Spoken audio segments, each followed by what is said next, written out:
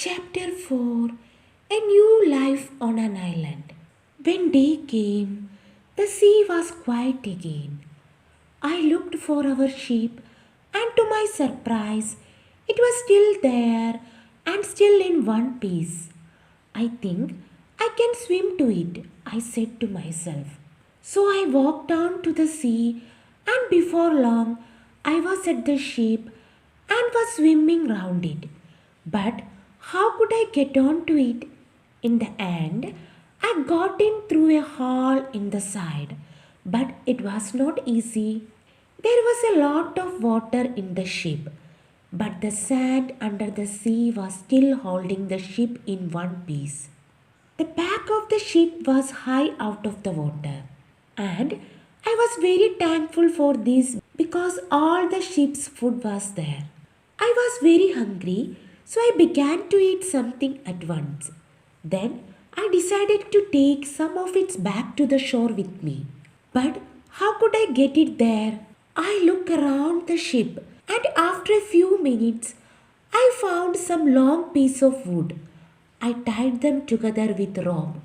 Then I got things that I wanted from the ship. There was a big box of food, rice and salted meat, and hard ship's bread. I also took many strong knives and other tools.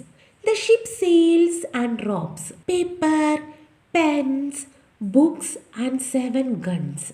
Now I needed a little sail from the ship, and then I was ready, slowly and carefully. I went back to the shore. It was difficult to stop my things from falling into the sea, but in the end I got everything onto the shore. Now I needed somewhere to keep my things. There were some hills around me, so I decided to build myself a little house on one of them.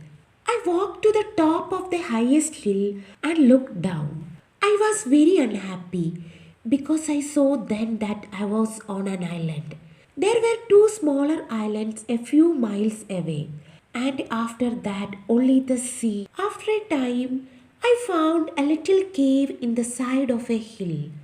In front of it, there was a good place to make a home. So I used the ship sails, ropes, and piece of wood, and after a lot of hard work, I had a very fine tent. The cave at the back of my tent was good place to keep my things, and so I called it my kitchen. That night, I went to sleep in my new home. The next day, I thought about the possible dangers on the island. Were there wild animals and perhaps wild people too on my island? I did not know, but I was very afraid. So I decided to build a very strong fence. I cut down young trees and put them in the ground in a half circle around the front of my tent. I used many of the ship's ropes too, and in the end, my fence was as strong as a stone wall. Nobody could get over it, through it, or round it. Making tents and building fence is hard work. I needed many tools to help me, so I decided to go back to the ship again and get some more things. I went back 12 times, but soon after my 12th visit, there was another terrible storm. The next morning, when I looked out to sea, there was no ship. When I saw that, I was very unhappy. Why I am alive?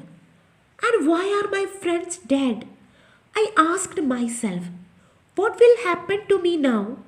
Alone on this island without friends.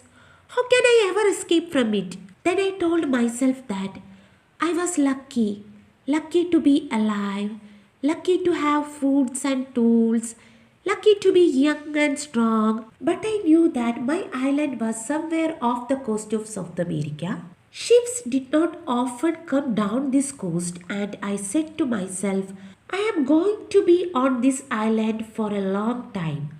So, on a long piece of wood, I cut these words. I come here on 13th September 1659. After that, I decided to make a cut for each day.